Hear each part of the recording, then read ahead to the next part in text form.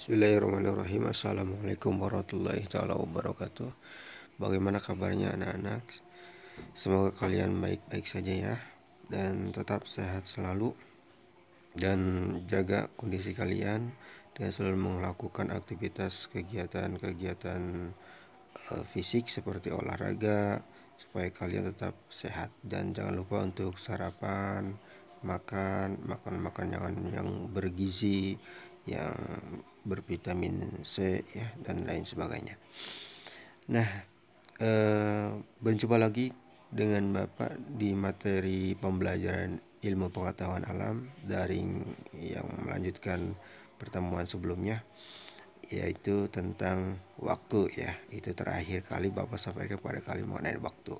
Nah, baik, pada pertemuan kali ini tujuan pembelajarannya adalah kalian memahami besaran pokok besaran pokok mengenai konversi, yaitu pada besaran suhu. Nah, di mana suhu ini adalah termasuk bagian dari konversi yang terakhir ya, bagian terakhir, karena empat bagian. Ada masa kemarin waktu itu sudah ya, kemudian panjang waktu, dan yang terakhir ini yang Bapak sampaikan kepada kalian adalah mengenai suhu.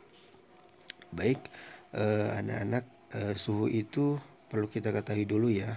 Suhu itu adalah salah satu besaran yang menentukan derajat panas dan dinginnya suatu zat gitu ya. Jadi kalau kita misalkan badan kita panas, kemudian ataupun misalkan pada air ya, air yang mendidih kemudian terasa panas, nah di sanalah panas dingin itu ada hubungannya dengan suhu.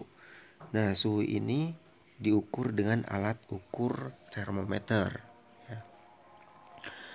Suhu ini dapat diukur dengan alat termometer, sehingga nanti di dalam termometer itu terdapat nilai dan angka yang menunjukkan berapa suhu zat yang kita ukur. Nah, termometer ini yang sering digunakan yaitu termometer raksa dan termometer alkohol. Jadi di antara kedua ini dapat mengukur suhu ya, termometer raksa dan termometer alkohol.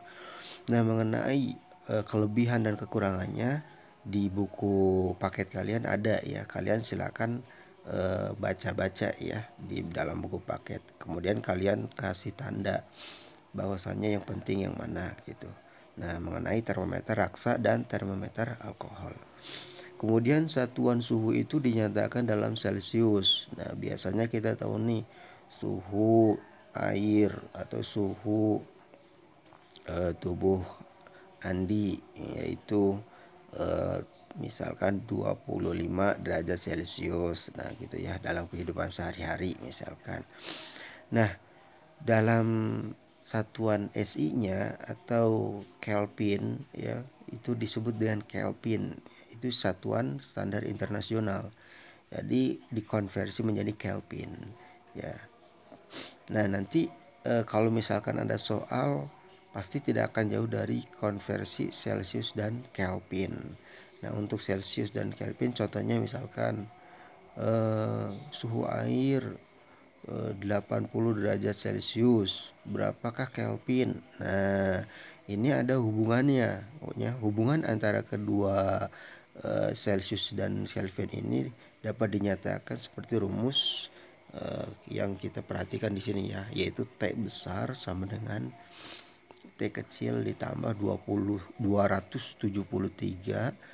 K, di mana Celsius itu dimasukkan ke dalam huruf T kecil, di mana T kecil itu adalah Celsius. Gampang sekali ya. Nanti kalau misalkan ada soal suhu badan Budi 25 derajat Celcius, berapakah Kelvin?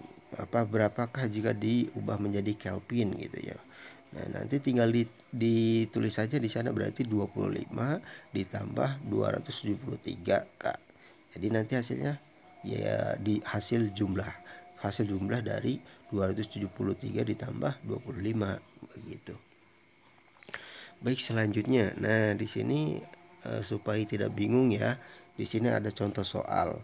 Kalau kita perhatikan di sini, soalnya berbunyi Raisa memanaskan air hingga suhunya mencapai 65 derajat Celcius. Nah, berarti ini apa? T kecil. Baik. Ini T kecil ya. 65 derajat Celcius. Berapakah suhu tersebut jika dinyatakan dalam Kelvin?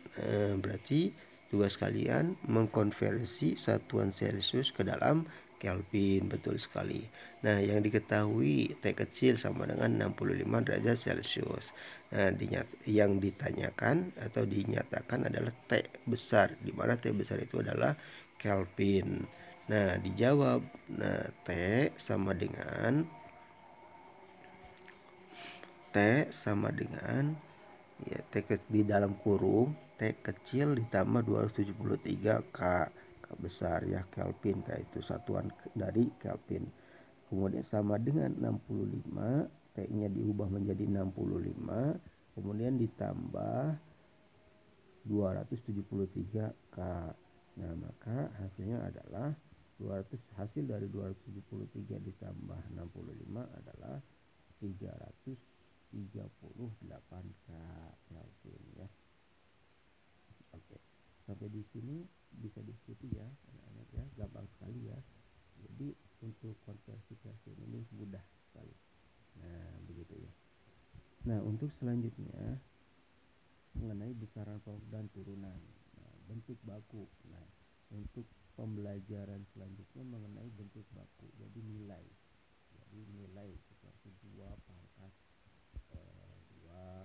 10 pangkat 2, 10 pangkat negatif 4 begitu ya. Ini untuk pertemuan selanjutnya. Tapi tugas dari Bapak silakan kalian baca-baca dulu terkait tentang bentuk baku, supaya apa? Supaya kalian ada literasi mengenai materi yang akan dibahas pada pertemuan selanjutnya. Mungkin dari Bapak